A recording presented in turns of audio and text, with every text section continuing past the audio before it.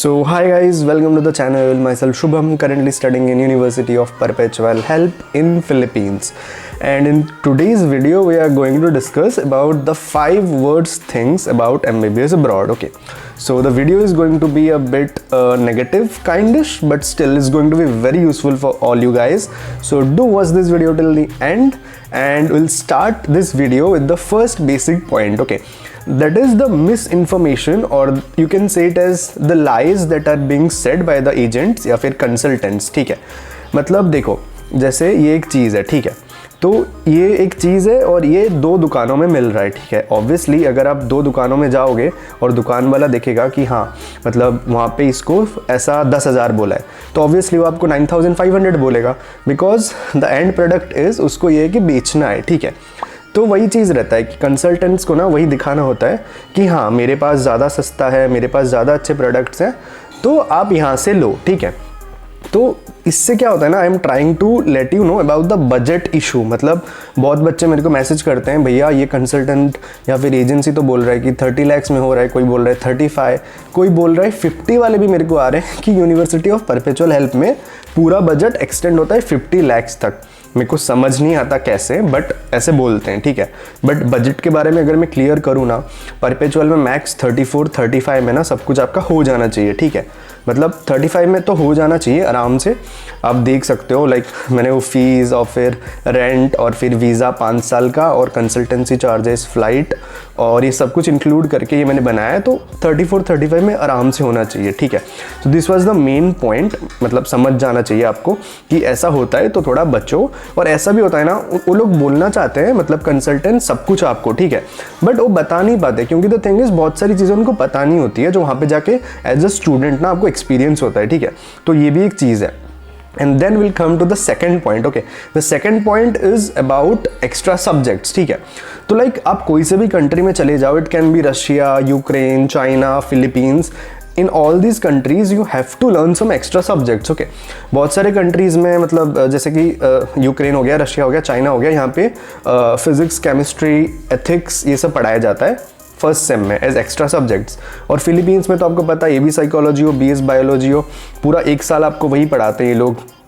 Psychology, UTS, ITP या फिर class 12th के बायो के subjects which are very basic and normal, ये सब आपको पढ़ाते हैं, ठीक है. तो ये सीन रहता है. हाँ, एक्स्ट्रा सब्जेक्ट्स आपको पढ़ना पड़ता है. It's a reality about MBBS abroad, but या you have to learn all this subjects, ठीक है.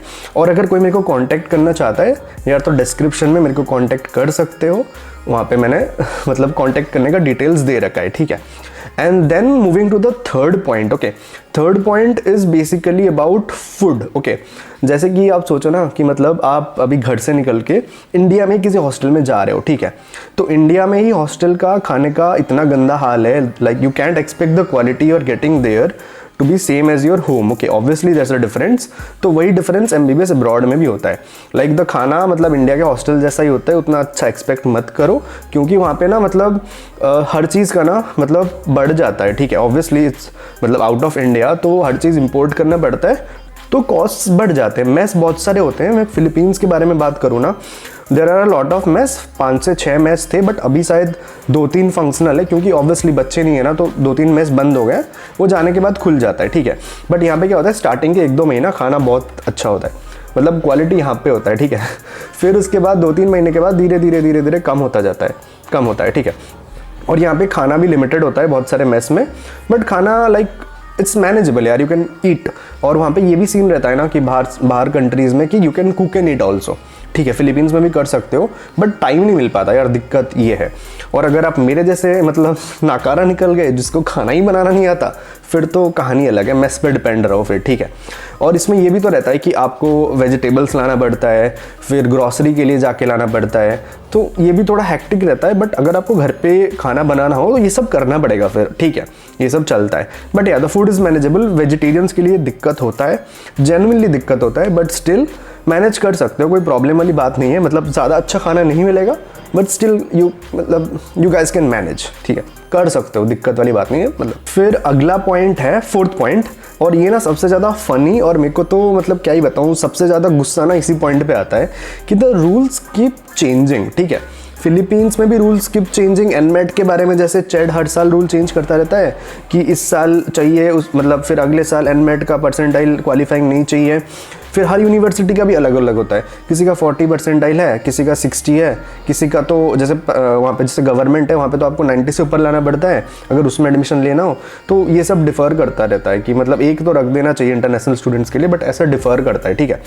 और उसके बाद मैं जो ये पॉइंट बेसिकली एनएमसी के लिए, ठीक है, जब से मतलब एनएमसी आया है, मतलब जैसे इस साल में 3 रूल ले आए, ठीक है। जैसे एक रूल तो अभी गैजेट वाला, वो तो इतना कॉन्ट्रोवर्शियल है क्या ही बताऊँ, ठीक है, मतलब कोई कुछ भी इंटरप्रेट कर रहा है, that's a different thing. But अभी जैसे 2-3 महीने पहले और एक भी रूल आया था कि नेक्स्ट आने के बाद एफएमजीज को और एक एक्स्ट्रा एग्जाम देना पड़ेगा, ठीक है। ये रूल था, फिर 7 दिन या 8 दिन के बाद, 2 हफ्ते के बाद हट गया, पता नहीं क्यों, मतलब एडवाइजरी आया तो वो हट गया, ठीक है। तो ऐसे पता नहीं, मतलब एनएमसी करता रहता है, मतलब जितने फॉरेन मेडिकल ग्रेजुएट्स हैं ना उनका हार्ट बीट, मतलब एनएमसी जो है हार्ट बीट ऐसे रहने नहीं देगा, नॉर्मल नहीं रहने देगा, ऐसे ऐसे ऐसे ऐसे चलता रहता है, ठीक है। तो यार टेंशन मत लिया करो, जनरली जितने भी रूल्स आते हैं एनएमसी से तो मतलब ऐसे ही होते हैं। और सुप्रीम कोर्ट में जब जाके मतलब अपील करते हैं स्टूडेंट हो या पेरेंट हो तो जनरली मतलब स्टूडेंट के फॉर में ही आता है, ठीक है, क्योंकि obviously the value of the career is much more than the rules that NMC brings. This is also a point, and the 5th point is about the education and clinical exposure. Obviously जैसे कि मतलब बहुत बच्चों के मन में होता है और मेरे को क्वेश्चन पूछते हैं कि भैया मतलब इंडिया में जैसे क्लिनिकल एक्सपोजर और पढ़ाई होता है, are we going to get the same from there. तो अगर मैं फिलीपींस का बताऊं तो आपको ये रियलाइज़ करना पड़ेगा यार कि लाइक आप ना एक एजुकेशन सिस्टम से दूसरे एजुकेशन सिस्टम में जा रहे हो, ठीक है। इंडियन एजुकेशन सिस्टम और यूएस बेस्ड एजुकेशन सिस्टम जो फिलीपींस फॉलो करता है ना वो बहुत अलग है, लाइक बहुत अलग, ठीक है।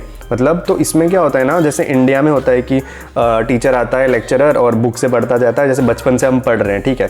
तो वहाँ पे जाने के बाद बहुत सारी चीज़ें बदल जाती है। जैसे लेक्चरर आता है, ठीक है, तो लेक्चरर आके क्या करता है, पीपीटीज प्रोजेक्टर में प्ले होता है और वो उसको देख के एक्सप्लेन करता है, और जैसे क्लास खत्म हो जाता है तो उसके बाद तो आपको पीपीटी मिल जाता है, ठीक है। तो आप घर जाके आराम से उससे रिवाइज कर सकते हो। तो एक ट्रेंड यहाँ पे बहुत अलग है फिलीपींस का बताऊँ तो, जैसे हम इंडिया से अचानक जाते हैं ना तो क्या होता है, एबी साइक में ना बहुत सारे प्रेजेंटेशंस बना के प्रेजेंट करना होता है, ठीक है। ये सारे बच्चे एक्वेंटेड नहीं होते इंडिया में, क्योंकि इंडिया में थोड़ा वो शाय वाला फील आता है ना, कितने लोगों के साथ कैसे बोलो। तो आप जाके ना धीरे धीरे सही हो जाता है। और एमडी में भी आपको प्रेजेंटेशंस करने हैं, ये लॉन्ग टर्म में आपको हेल्प करेगा अगर आप कोई सेमिनार में जा रहे हो and all, it helps you. But जो बच्चे सोच रहे हो कि इंडिया जैसा होने वाला है वैसा नहीं होगा यार, इट्स अ डिफरेंट थिंग। जैसे इंडिया में 2nd ईयर से हॉस्पिटल्स में आपके क्लिनिकल रोटेशंस लग जाते हैं, तो वहाँ पे ऐसा नहीं होता है, ठीक है। वहाँ का सिस्टम अलग है, आपके प्रैक्टिकल्स होते हैं 1st ईयर से ही, मतलब डाइसेक्शन कह लो, लैब्स कह लो, सब कुछ होता है, ऑस्की एग्जामिनेशंस होते हैं। बट आप 4th ईयर में, मतलब लास्ट ईयर जो इंटर्नशिप वाला होता है उसी में आप हॉस्पिटल जाओगे और मतलब वहाँ पे आप सब पेशेंट देखोगे एंड मतलब हर वर्ड में आपका 2-2 महीना ऐसे करके ड्यूटी लगता है, ठीक है। तो अगर आप सोच रहे हो कि सेम होगा इंडिया जैसा, so that's not the thing, तो ख्याल निकाल दो दिमाग से, ठीक है। And then will come to the last point, ठीक है, एंड इट इज़ अबाउट कि आपको ना थोड़ा ज़्यादा कंसर्न होना पड़ेगा, मतलब आपको थोड़ा ज़्यादा सेंसिबल होना पड़ेगा डॉक्यूमेंट्स को लेके, बिकॉज आप बाहर की जगह पर रह रहे हो ना, so the documents are like everything for. So this is it for the video. अगर वीडियो अच्छा लगा हो तो लाइक कर देना, ठीक है। अगर बहुत ज़्यादा अच्छा लगा हो तो सब्सक्राइब कर देना, ठीक है। और नोटिफिकेशंस के लिए वो जो बेल बटन है ना, तो वो भी मतलब घंटी बजा देना, ठीक है, ताकि आपको नोटिफिकेशंस आ जाए। और थैंक यू फॉर वॉचिंग।